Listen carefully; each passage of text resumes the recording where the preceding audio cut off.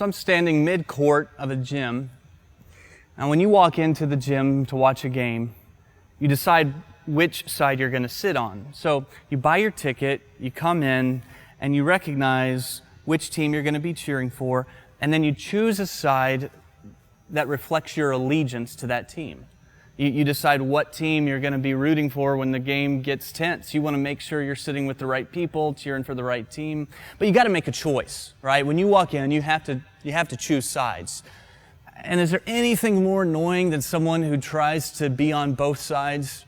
Especially when it's a rivalry. So if it's Oklahoma playing Oklahoma State, you got to choose. You have to choose a side. If it's Texas playing Texas A&M, if it's Duke playing North Carolina, if it's the University of Louisville playing University of Kentucky, you have to choose one side or the other. It can't be both. Eventually, you've got to decide which side you're going to be on. And Jesus is clear that when we follow Him, that there's no other side. We can't say, well, I'm going to follow Jesus part-time, and then part of the time I'm going to live for myself. I'm going to do things my way in this area of my life, but when it comes to my money, when it comes to my relationships, I'll do things a different way. That you have to choose what side you're going to be on. Jesus says that those who follow Jesus, that they should love Him with all of their heart, with all their soul, with all their mind, with all of their strength. The word there is all. It's the kind of relationship that He wants to have with you where you're all in. You're all in. That Jesus is not one of many, but He is your one and only. One of the times Jesus makes this really clear is when He is speaking to a huge crowd of people on the side of a hill in John chapter 6. And Jesus says to the crowd in verse 26, He says, if anyone wants to follow me, and does not hate his father or his mother, his wife, children, his brothers and sisters, he cannot be my disciple. He goes on to say, and anyone who does not carry a cross and follow me cannot be my disciple. Do you hear what He says? Jesus says that if you're going to follow me, it means hating your family. Really? You have to hate your family? You have to hate Nana to follow Jesus? Or Mima, Muma, Grandma, whatever you call her? You have to hate your family to follow Jesus? Why does He use such strong language? Well, obviously, that would contradict all of His other teachings about loving our neighbor. So what's He mean by this? Well, Jesus is using such strong language because in that culture, if you were to become a follower of Jesus, there's a decent chance you would have to do so without your family's blessing. And if you were to follow Jesus against your parents' desires, if you were to follow Jesus against your family's will, then it would be as if you hated your family. You were turning your back on them. And some of you get this because you've been thinking about making a decision. You've been thinking about stepping over a line and choosing a side and saying, I'm going to follow Jesus and I'm going to go all in. But you're afraid it's going to hurt your mom's feelings. You're afraid your dad's going to think it's ridiculous, that your friends won't like you as much. And so you want to follow Jesus, but you just kind of want Him to be this compartment of your life, just part of it. But you want to keep other parts of your life separate. You kind of have another side that He doesn't impact. But Jesus says, look, if you're not willing to choose me over your family, then you probably ought to just go home. A college student caught me after church one weekend and said that she wanted to put her trust in Jesus, and we talked for a few minutes and we prayed together. And she was ready to be baptized right then. She wanted to be baptized. I thought when she was talking about that decision that she was speaking of a time in the future when her family could come and kind of celebrate that moment with her. But there was a sense of urgency in her voice. She said, no, you don't understand. I want to be baptized right now. So a few minutes later, we're backstage and getting ready to step into the water. She seemed a little bit nervous. I wanted to make her feel more confident. I said, do you have any family or friends that are going to be here to cheer you on? She said, no. And then she added, my parents are not going to be happy about this. She looked down, she took a deep breath. She walked out in front of me into the water. Here's what I'm saying. Fans don't do that. Fans are not willing to follow Jesus if it means disappointing their family.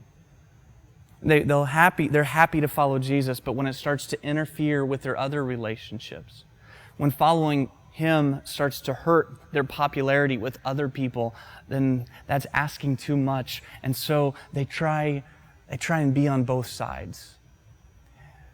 But as Jesus talks here about hating your father and mother to follow Him, I think the point He is making is that He must come before every other relationship. The New Living Translation puts verse 26 this way: if you want to be my follower, you must love me more than your own mother and father, more than your wife and children, your brothers and sisters. You must love Him more than. And see, what fans want to do is they want to make Jesus one of many. Where Jesus wants to have the throne of our hearts, a fan will say, well, I'll give you a love seat. I'll give you a couch of my heart, and you can sit there and you can share the space with these other people or with these other things in my life. And Jesus says, no, that's not how it works. It's all or nothing. Jesus doesn't want to just be one of the drawers in the dresser of your life. He wants to be the dresser that all the drawers fit into. The Bible says that God is a jealous God. So when He defines the relationship, He makes it clear that you need to choose sides here. You need to go all in. Imagine it this way, and this is strictly pretend, all right? We are just imagining.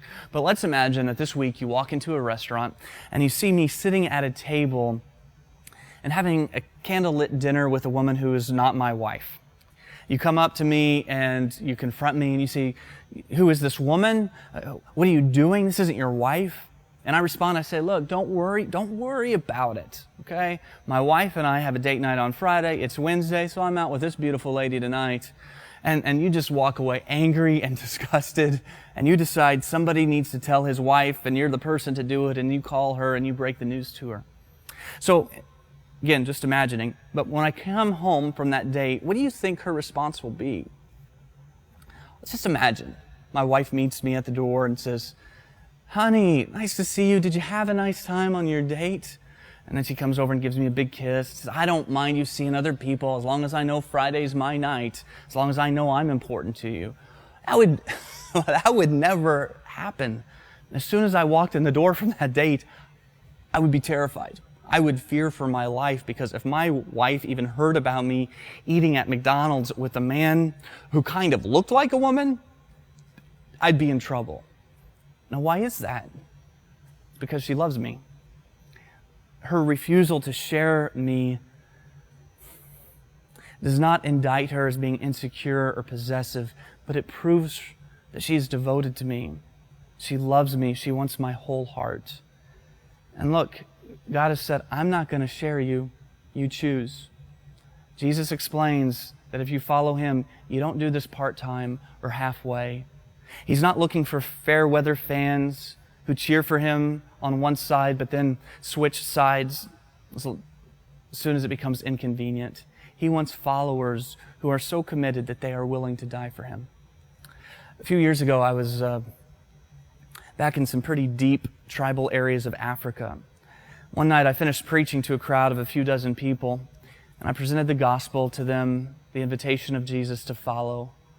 And there were two young men, I'm guessing in their mid-20s, who accepted Christ and His invitation, and they made this commitment to follow Jesus.